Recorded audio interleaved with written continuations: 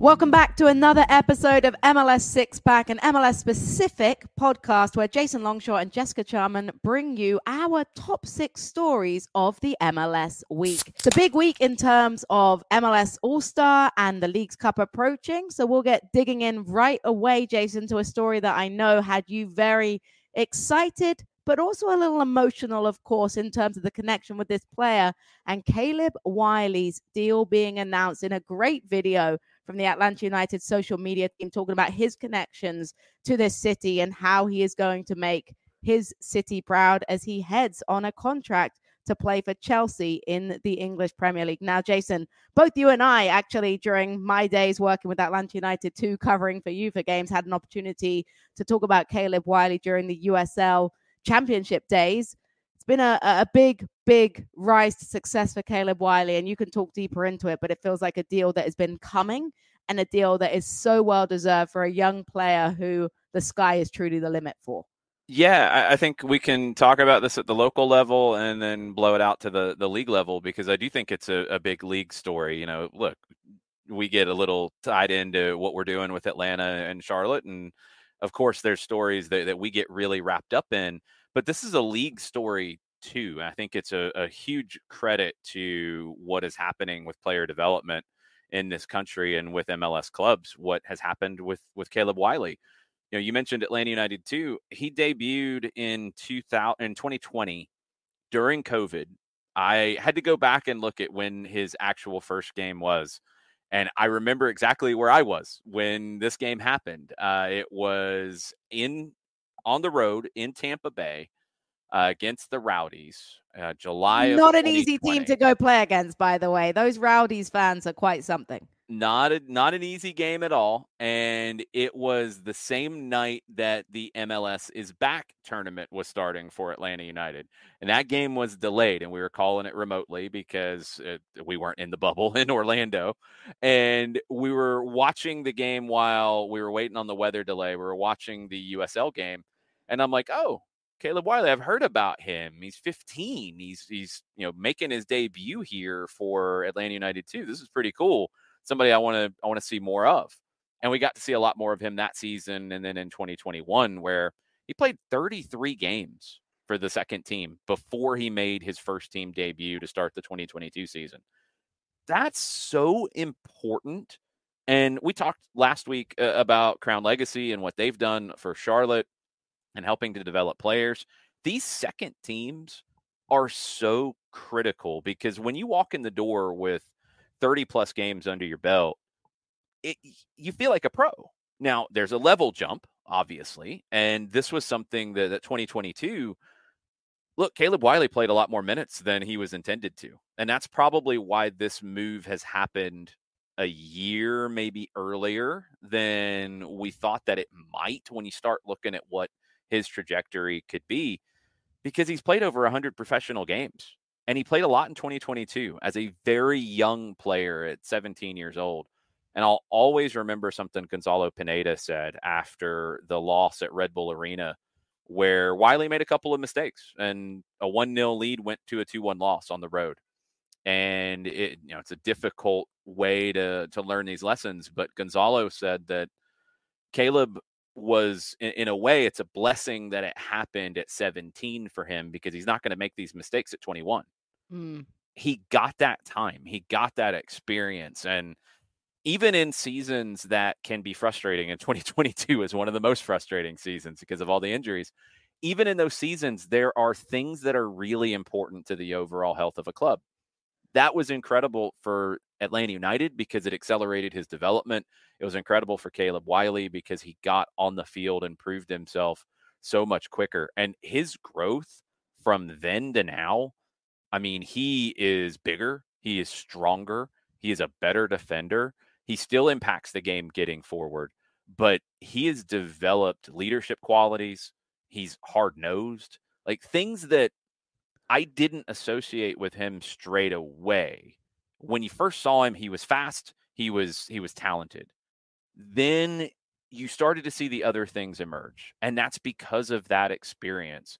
And when you take this to the league level, this is a player that started in an MLS academy when he was 12 years old and progressed to the first team, in the became one of first the top class, players. right? That's what I read. That was the first ever academy class for Atlanta United He team. was in that first group, yeah. Wow. He was in the first group. There's pictures of him with braces, with pictures with Joseph Martinez. It's wild to see that you literally watch that kid grow up. And not just grow up and become a professional soccer player, which is a story in and of itself. And this league is producing this all over the country right now. But to develop and grow into a player that is playing at the Olympics, going to a Premier League team, and being sold for 8 figures, that's a big deal. We talked about it before. I always compared his trajectory potentially to Alphonso Davies, but you don't want to put that pressure on him. Mm-hmm. But a very similar kind of rise, and now we're seeing it pay off. He'll go on loan to Strasbourg. He'll get more time. He's still very young, but he's not your typical 19-year-old in terms of the amount of experience that he has. And I think just as a person, very mature, tons of great character qualities. I think he's going to be a success, and I hope it's at Chelsea, and I hope he gets those opportunities. But he's got to, work to climb up that ladder. Now the work starts again for him. And my fun fact about Caleb Wiley is the brace that he freaking scored at Bank of America Stadium in 2003. What a game for him that day. Wow. And you know what really made me annoyed that day as a Charlotte FC broadcaster? I singled him out in my freaking keys to the game as the player that could do damage. And I felt like a genius, but was also very frustrated that our manager didn't do the same. But that's none the wiser. I'm sure Charlotte FC fans remember Caleb Wiley. And now that he exits the league, he's not just an Atlanta United representative. He's a representative of Major League Soccer, of American 100%. Football. And that's what's exciting right now. I know people talk about the golden generation. They put a lot of, pressure on the United States players of where they're going to go. But I think Caleb Wiley is a shining light for American soccer and its growth right now. The cool thing too is we're working on a piece that'll come out here on Soccer Down Here, probably in the next couple weeks, about the big picture development with Caleb Wiley. And I reached out to multiple former coaches of his, just to get their perspective and want to include them in it. Every single person I reached out to was like, no problem. I love that kid. He's one of my all-time favorites, anything to tell his story. So just really cool to get that kind of feedback from people. So we've talked about development and why it's important over a few episodes, but specifically with Atlanta and Caleb Wiley. Nashville is a club that hasn't really gotten into the player development side of things. And I think we're starting to see how that can be a challenge as you get a few years down the road. They have a new manager coming in. BJ Callahan walks into a team that has lost 6 in a row now. Jess, what is Nashville SC? What should they be? And what do they need to do for Callahan to ultimately be a success? Yeah, I think it's a huge red flag right now for Nashville when you look at this Eastern Conference and they're sitting 12th with that horrific form, like you mentioned, with those 6 straight defeats, but 6-8-11 overall is a problem in the Eastern Conference. And you look at those places for the 9 places that go to progress into the MLS playoffs, and the gap is huge. So is BJ Callahan coming in to save the season? I think that's an absolutely huge ask. The transfer window is going to be pivotal when it comes to adding quality into this team, because I think it's a team that's lacking the quality it needs right now to have a drastic change. And they're also having to change a switch in the culture, right? Because you looked at this team that only knew Gary Smith. Then you had Rumba come in as an interim manager, and there was a new manager bump for a little bit, but then you see the record in the last 6 games and you realize that wasn't a solution.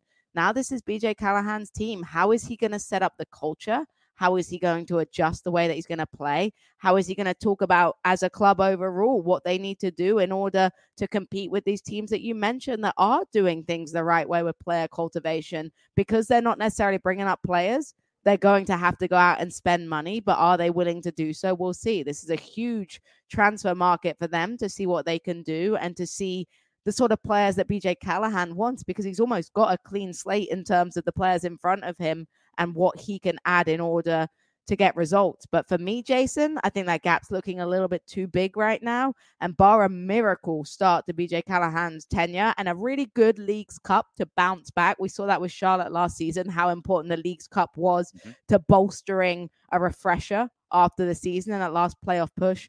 I think it's going to be a tough one for Nashville, which makes me sad because I know there's a lot of banter on the fan bases between our two clubs that we call games for in Nashville. But it's always great to see how well this southern triangle of teams are supported. And I think Nashville fans right now feeling, like they're pulling their hair out about the results and the form that they're in. Yeah, I think it goes deeper than the results and form, though, with Nashville. And I think comparing them with Atlanta and with Charlotte, and look, like with Atlanta, yeah, you can say, well, they've had more time, and you can look at recent results for Atlanta too. But with Charlotte, they're younger than Nashville. Both are developing players. Both are, whether it's academy players, whether it's bringing in young players and then developing them. Both have developed guys. And Nashville, when I think of that roster, I just think of old. And I don't think this was a Gary Smith thing. I don't think it's a Rumba Montali thing. I don't think it's a BJ Callahan thing when he walks in the door either. Like, I don't think it's down to the coach. I think it's down to they don't have enough talent, and the talent that brought them some success when they launched the team, and they've absolutely had some, ultimately had a low ceiling and now has aged. And there hasn't been anybody coming to take those spots. And competition, right? That's the other thing. I think what we're seeing, and I can talk for Charlotte and you can say if it's the same in Atlanta, the more experienced players, the veteran players, the players that are on professional contracts now have the pressure of young players even coming in and taking their spot. When you've got Crown Legacy, Atlanta United, 2 players on the bench that are in great form and the coach trusts to bring them in, that's going to push these veteran players because they don't want to see their spot taken by a youngster. And I think that competition breeds success. And I'm not sure Jason Nashville has that element of competition and depth in their roster to hold players accountable to the level they need to play at as professionals. Yeah, they don't. And I do like what they've tried to do with a next pro team in Huntsville, Alabama. Will be over there on Saturday night for Atlanta United 2 in Huntsville City. It's a great atmosphere. It's a great venue. And I think it can work. It's not about the location, but you're not creating a culture of development. It feels very separate, which is one thing you have to bridge when you have your next pro team in a different market. You have to bridge that. It can't feel as separate as it has, but it hasn't felt like it's in lockstep in terms of a style, in terms of player development, in terms of giving guys opportunities, getting guys ready. It hasn't felt like any of that.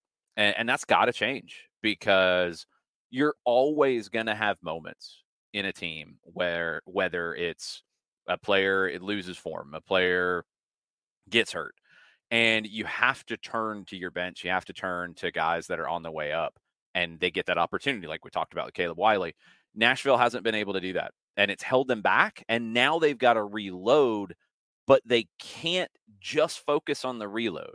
They have to focus on the long-term culture change of creating a club that develops its own talent. So we've talked about the Eastern Conference. Let's switch over to the Western Conference and a team right now that is in fantastic form in the Colorado Rapids. They're coming off a really great way to finish MLS before this Leagues Cup break with a Rocky Mount win over Real Salt Lake, 3-2 in that game after falling behind early on in the match. Something's going on really well in Colorado, and Chris Armas has a huge role in that. What are you making of the Rapids right now, sitting 4th in the table? How high can they go in the Western Conference this season, Jason? I think they're underneath the top end of the West. When we're talking Galaxy, LAFC, Salt Lake, I think they're just underneath that. I think Salt Lake, the team that they just beat, I think they're a little more talented. I think the LA teams are just a step ahead. But as we've seen in this league, like, anybody can beat anybody. I think the likelihood of that happening, of course, changes depending on the quality of the team. But Colorado is right there. They've scored more goals than LAFC. They've scored the same number of goals as the Galaxy. They're right around that with RSL. Defensively, I think you still want to see them tighten up a little bit, and that's something that Chris Armas can work towards. one of the best defensive midfielders that this league has ever seen, and a guy who, in my opinion, just hasn't ever gotten enough credit for, what he's done. He walked in at Red Bull after Jesse Marsch left, and that was a difficult spot. I don't think he got long enough because, kind of like we talked about with Nashville, those Red Bull teams that won supporter shields in 15 and in 18, they got older and they didn't really reload. And then it's okay, well, let's blame the manager. And then he didn't get the credit that he deserved when he went over to Europe. I felt like there were a lot of people who took unfair shots at him when he was with Ralph Rangnick at Manchester United. And, it's a shame that I think when this hire happened, people looked at it from a negative perspective. He's a good manager. And I think more importantly, like, he's really good at getting the best out of the guys that he has. This is an interesting roster. Cole Bassett went to Europe and came back. It didn't really work for him. That can be a tough thing for some players. I think Armas is a guy who can help him through that. Georgi Mihailovic, same thing. Another very talented players with the U.S. Olympic team as an overage player. One of my favorite players in the league during his time, but went to Europe, came back. You've got other guys who've kind of been around the league a little bit, like a Keegan Rosenberry, Zach Steffen, Europe, came back.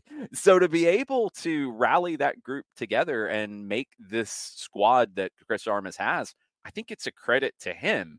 Can he get them a little bit further? I don't know. I feel like maybe he's got them about as high of a level as he possibly can. But I'll tell you this. That's not a team that I would want to see in a 3-game series, because they are going to make you work and they are going to make you sweat in those kinds of games. I think they can beat any of the teams ahead of them, even if those teams are just a little bit better. Because that's the nature of playoffs, right? Even if they're not going to be challenging for a supporter shield, once you get to playoffs, anything can happen, particularly in that 3-game stance where you can set up really well tactically to get yourself into that final Hail Mary of the third match. I feel like anything can happen when we start talking about our next topic, like who is the best team in MLS right now. I feel like we've maybe jinxed everybody. Oh, we do. We've went through all of this, right? We went through, I think, LA Galaxy before LAFC beat them. Cincinnati we before talked about Charlotte Cincinnati. Beat them.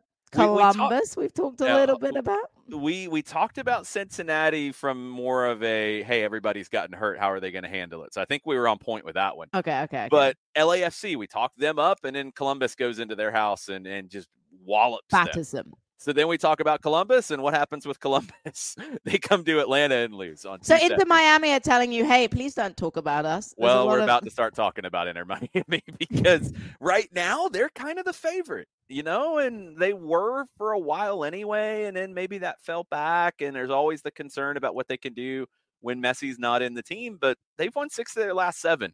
Messi wasn't involved in any of them. Now he's got a hurt ankle. He's going to be out for a little while. Leagues Cup, I don't know, and I'm going to push that to the side when we talk about Miami. Not worried about it. I do agree with what some of the pundits are saying, that when the season restarts, this is probably the team that will be the odds-on favorite to win the Supporters' Shield. Do you think they end up winning the Supporters' Shield?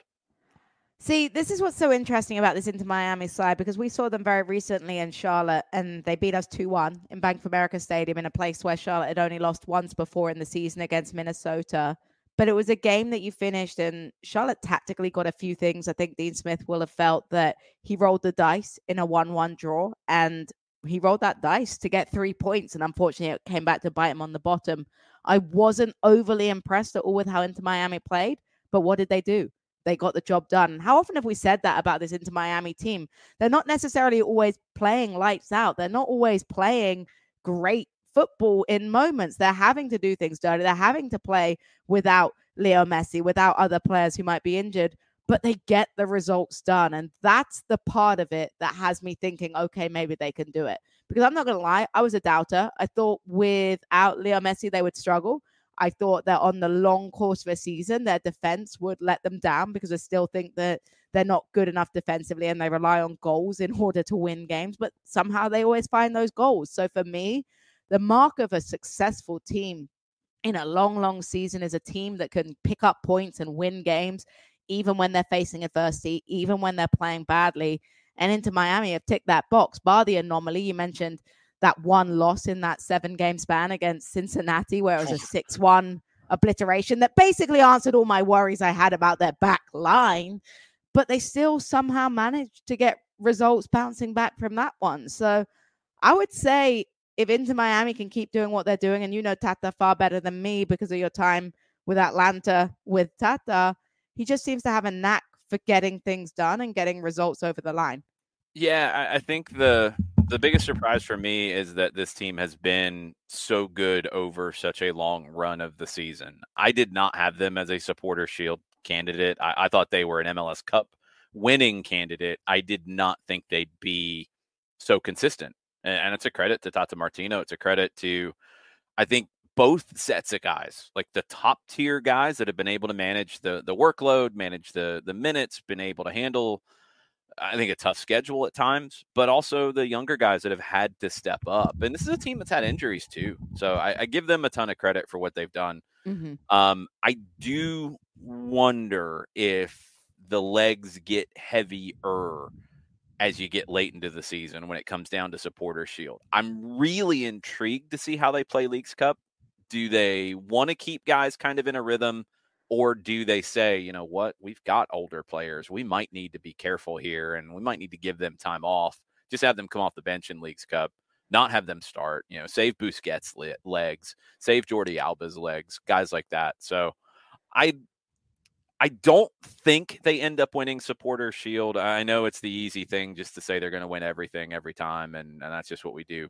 I do think they have defensive issues, and I think you're going to get into some of these games where it gets a little bit tighter later in the year, and I think they're going to drop some points that maybe they shouldn't. So I don't have them winning it, but man, it's really hard to argue that this might be one of Tata Martino's best coaching jobs in his career, to get what he's gotten out of this group with missing Messi when he has, and that's keeping the part, this group right? I consistent. think Tata's going to get overlooked because they He look will. at the roster. You look at the roster, and of course, I mean, if you have Messi playing every game, if you have Alba playing, if you have Busquets, if you have Suarez, if you have them playing every single game, okay, I get it. Like, that's like Pep Guardiola, like making it work with his Man City roster, right? Like, it's not as impressive.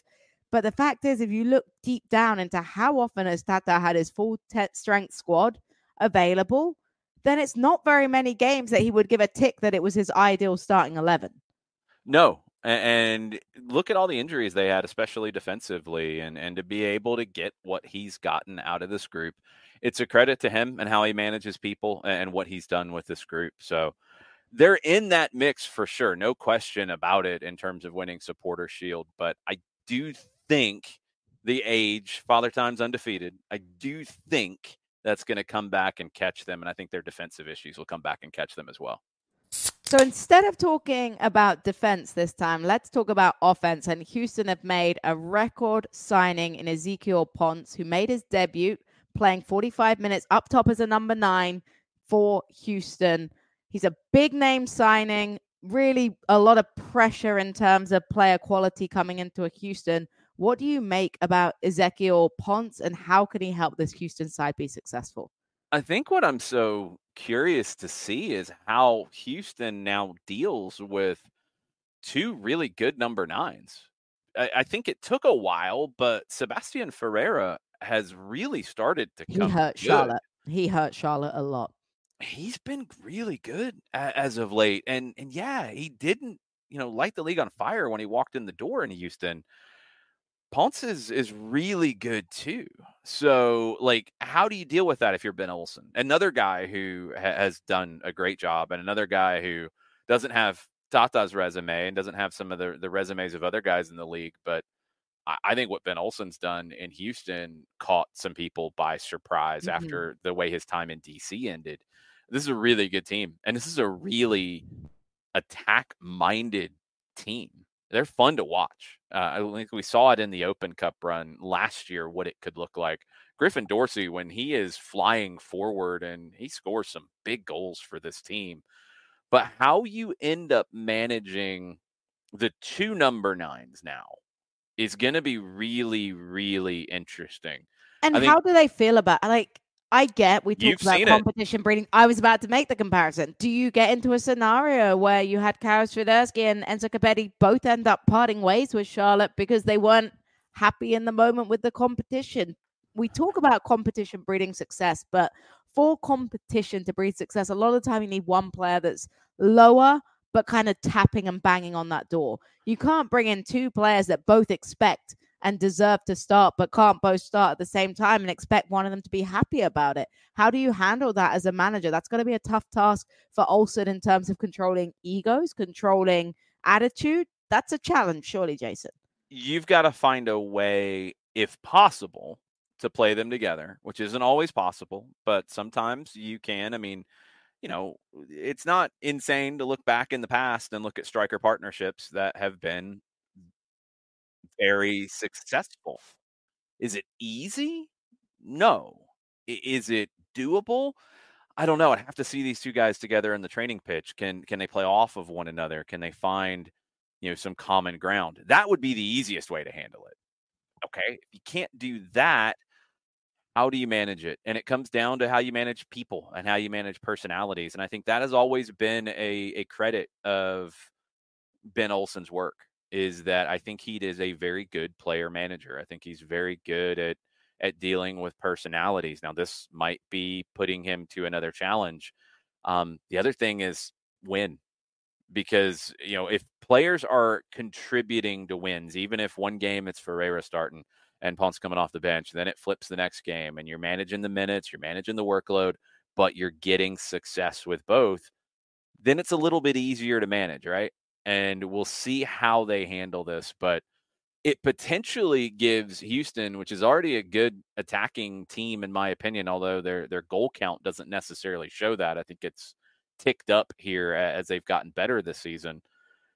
I think it gives them another weapon, and I would love to see if Olsen can find a way to play them together. Maybe Leagues Cup gives him an opportunity to play with that a little bit and try something. So Leagues Cup is the break between, not the midway point in the MLS season. I kind of wish that you could find a way to do that in the calendar. You can't. Mm-hmm. The All-Star game doesn't fit into the midpoint. It's moved in other leagues in the U.S. as well. It used to be literally like right in the middle of baseball, for example. So you'd always talk about the first half and the second half. We're talking about like the first 2/3 and the last third. But it is All-Star week. There is the skills competition, which we always have fun watching. The All-Star game itself with Liga MX. In your mind, especially coming from your background, I grew up with All-Star games in all of our sports here in this country, and they can be good and they can be boring.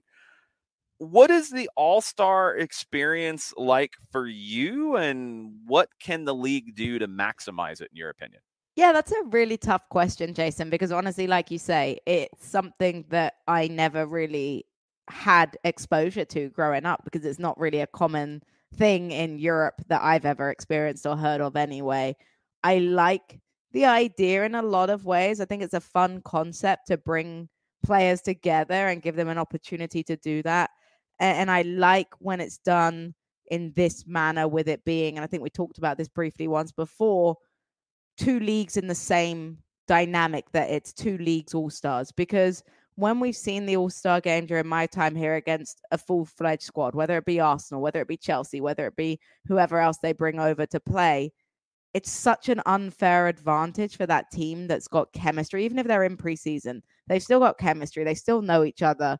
Bringing together two groups of completely, they're not strangers. They know of each other, but strangers in terms of playing together on the pitch is an exciting thing for me. So I enjoy this matchup more, even if it's not as much of a sexy headline in terms of bringing a big name squad that might draw fans to come and watch because they want to see Arsenal, or they want to see Man City, or they want to see Real Madrid. So for me, this is the way to do it, to make it a competitive game on the pitch, particularly with the rivalry. The other part about it that I like right now is because of it being Leagues Cup, Liga MX Stars makes perfect sense, because we're going to get to see a lot of these players in person. Charlotte obviously has Cruz Azul. You guys put me on the spot. Is it Santos you have in your group? Laguna, yeah. Hey, look at me. Good stuff. Nicely done. Yep. I just should have gone with it and been more confident. But it's kind of cool to see these players in these environments. I absolutely love the skills challenge. I wish at times it was a bit longer and all the players got to do the challenges. I understand there are different viewership issues, different timing issues, TV, but I think the All-Star Challenge humanizes these players in a way that we don't necessarily see in game time, because you get to see their personality, you get to see their banter. I'm going to liken it to the Olympic video that we saw recently from the US basketball team, where they asked about the spinning on the finger and a lot of the players couldn't do it. And it was so fun to see Steph Curry like, I can't spin the ball on my finger. It's super fun to see a bunch of these MLS players not even be able to hit the ball towards the crossbar. So I love it. Humanize the players, do a part of it. Selection is what it is. It's a popularity contest. That's the part that maybe kicks me. That's the part that maybe kicks me in the gut a little bit more. But who do you trust to pick it to get it more fair? I don't know a solution. Do you have a solution to get the best players out there, Jason Longshore? No, it's the nature of All-Star games. You're always going to have debate, which is a good thing. That's why we do shows like this. It's why you have media covering things. It creates storylines. It creates narratives. Nothing wrong with that. I think if you're going to do a competitive game where you're going to play somebody that you're trying to have a good showing, you have to give the manager the amount of picks that they have, because, you have to be able to rely on some guys. And look, obviously Wilfred Nancy relied on some Columbus Crew guys. I really don't have an issue with the Columbus players that were picked. Roman Berkey is the one, and we talked about it before. It should have been Kalina. There's no way around that. I've said it before, and this year maybe not, although I think you can make the argument. Brooks Lennon should have been in an All-Star game by now. I think he's been very, very good, and he's talked about how he would like to participate in that. I think he would like to be considered one of the best fullbacks in the league. I think it's a situation where if you're not going to do the internal All-Star game, like the East versus West game, or what we're seeing now in the NBA, where your two top players or leading vote getters, like they're the captains and they get to pick their team. I like that. Like a UFC, like an Ultimate Fighter, almost, like where they train each team. Oh, I would love that. That would be pretty cool for them to pick. But then again, then they're going to pick their buddies maybe, but it'd still be fun. But then it's still fun, and that would be a very different situation. And that would buy into the personality again of the players, like seeing those leaders 100%. Do it. Messi versus Suarez, the All-Star game. Yeah, that sounds very Apple TV, doesn't it? 100%. And look, like, if you're gonna do that style, the style that I hated the most, I grew to hate it, was the MLS All-Stars versus an established club. Because you're setting yourself up to fail. Yep. Like you're and playing. Then all the Euro snobs, and I can say it because I'm from here, will say, "Oh, look, your best players lost 7-0 to this English Premier League team, and that just shows you MLS sucks." Like, no, they're not the same thing. It's like, no, this isn't a team. Like, this is like not even. They literally had 3 practices together, and they probably walked around for half of them. Like, come on. It's if you need to do one of two things. You either create the situation like they have now, which is you're playing a league that you're a partner with, that the game has some extra pride to it because of that, which is kind of a cool component. Or you do the East versus West, or you do the best U.S. players against the best international players, or you do this hemisphere against the rest of the world. Like, you can do formats of that, and then that is more purely for fun. The game is not going to be as competitive. Defense probably isn't going to really be played, but you can then do some fun things like put a mic on a player and, listen to the conversations on the field and do those. I love that with Dane Sinclair last year in the shooting drill. That was fun. That was fun. You can do those things. The All-Star game is about selling the league. You didn't sell it when you would go into a situation where you can't win against a established team. Not going to work. So you either do it in the situation you're in now, which I really like, or you do it in a purely fun captain versus captain or East versus West or whatever. The skills challenge, they really are onto something. And for me, I would, and kind of similar to how the NBA All-Star game has evolved, and this is where I'm really different than you in terms of All-Star games. I grew up watching the NBA All-Star game, and the baseball All-Star game, it's baseball. There's nothing really special about it. They added the home run derby part, which is kind of cool. But the NBA Saturday night was when I was growing up, like the night when you had the dunk contest and you had the 3-point shootout. Those were amazing. I mean, the dunk contest, I don't think you can really replicate. You can kind of replicate some stuff with the 3-point shootout, and they've done that, which is awesome. I would really, really lean harder and harder into the skills competition on a couple different areas. Bring back legends of the league to come play in it, or you can bring just international legends. Like, go get Ronaldinho to participate in the skills challenge. You think people aren't going to watch? Now, like today, I would watch that. That'd be a blast. And if you can do it, I know this summer you can't really do it because of the Olympics, bring the women's national team or bring an NWSL team into the skills challenge. Do those elements of partnership to grow it. And I think it could be as fun as the game is.